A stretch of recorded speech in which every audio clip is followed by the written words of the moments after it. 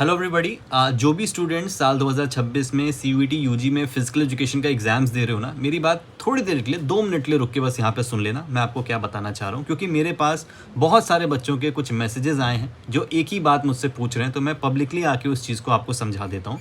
सारे बच्चों का एक मैसेज है कि सर, एक यूट्यूबर हैं जो हमें पूरा यूनिट जो है वो फ्री में 30 मिनट 40 मिनट में हमें उन्होंने हमको पढ़ा दिया है।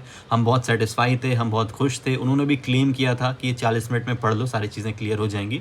पर अब हम जब आपके क्वेश्चन सॉल्व कर रहे हैं या फिर कोई पुराने क्वेश्चन सॉल्व कर रहे हैं तो वो हमको समझ में नहीं आ रहे। ठीक है, तो ये जो वन शॉट के नाम पे यूट्यूब के जो अनक्वालिफाइड फिजिकल एजुकेशन टीचर्स जो आपको पढ़ा रहे हैं और फिर उसके बाद एक किताब बेच रहे हैं कि इसी के क्वेश्चंस हैं, इनको बस पढ़ लो, इसी से क्वेश्चंस रिपीट होते हैं। तो पहली बात, ये जो सिलेबस है सिर्फ दूसरी बार आ रहा है, तो रिपीट होने वाला जो क्लेम है वो बच्चों के सामने प्लीज़ मत करो।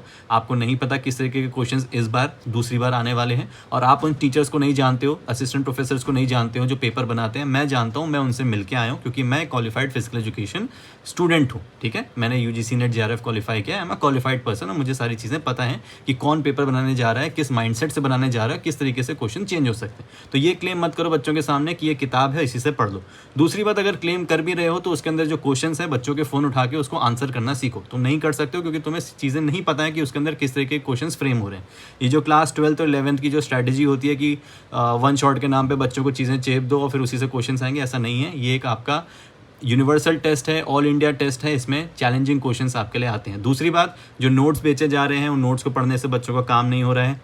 किताबें बेच दी हैं, उसके बाद कोई रिस्पांस नहीं करता, तो देखो ऐसी चीज़ें मत करो। ठीक है, मुझे कोई शौक नहीं है बच्चों को इन्फ्लुएंस करके बोलने का कि हमारा बैच ज्वाइन करो। 15 दिसंबर से हमारे बैचेस चल रहे हैं और भगवान की कृपा से इस बार हम ज़्यादा ही बच्चों को पढ़ा रहे हैं, क्योंकि पिछले साल हमारे जो रिजल्ट थे उसकी वजह से बहुत सारे बच्चे टर्न अप हुए हैं, हमारे पर भरोसा कर रहे हैं और उससे ज़्यादा बच्चे पढ़ रहे हैं और उससे अच्छे रिजल्ट हम लोग इस बार देने वाले। ठीक है, तो बच्चों, मेरा तुम लोग से यही मैसेज है कि प्लीज़, यूट्यूब कुछ लोगों के लिए बिजनेस है, इस इन्फ्लुएंस में ऐसे मत आओ।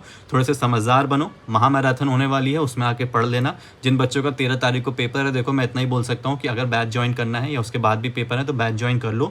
जाके जो भी लेक्चर समझ में नहीं आते, जो भी टॉपिक समझ में नहीं आते, एक बार जाके उनको सुन लो।